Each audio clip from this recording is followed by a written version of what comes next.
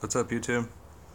It's Trav, and today I'm going to talk to you guys about digging, because digging is it's a really big deal, and a lot of people don't credit digging as being a big deal, but it is. It's involved in so many different aspects of construction and mining that you have to really be careful about digging. It's not to be taken lightly, and everybody that thinks that they can dig, they know where all the wires are underneath the ground and don't worry about me, that's the guy that hits them.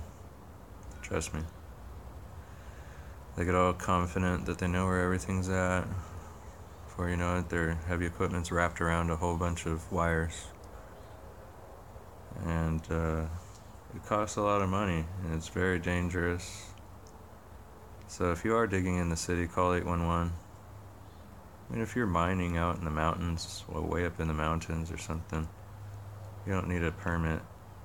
But yeah, all the digging I was involved in, I would see homeowners dig like 6 inches into the ground to try to fix their sprinkler, and then they would hit their neighbor's cable TV line and they would have a fine, and it sucks. Try to call that 811 number before you start digging in the ground. And people come out for free. The service is for free.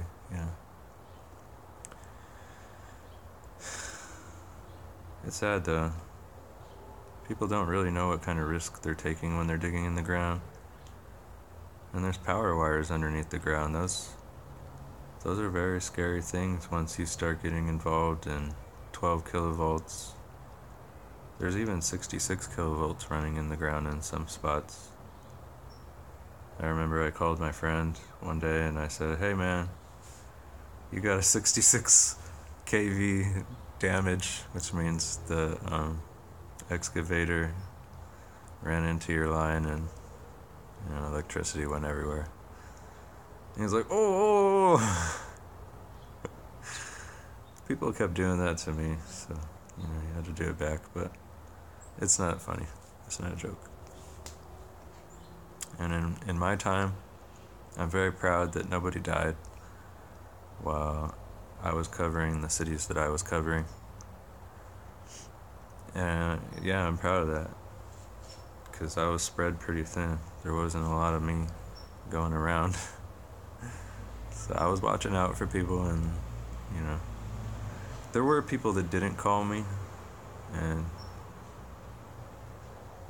I don't know what happened to them. But some people, when you get shocked by these power lines nowadays, you don't just die. A lot of them go into a coma. And I remember one of the guys came out. He cut into a conduit, and he looked at the wires, and he didn't know what the wires were, so he stuck his knife in there. And yeah, he got zapped. He got in a coma.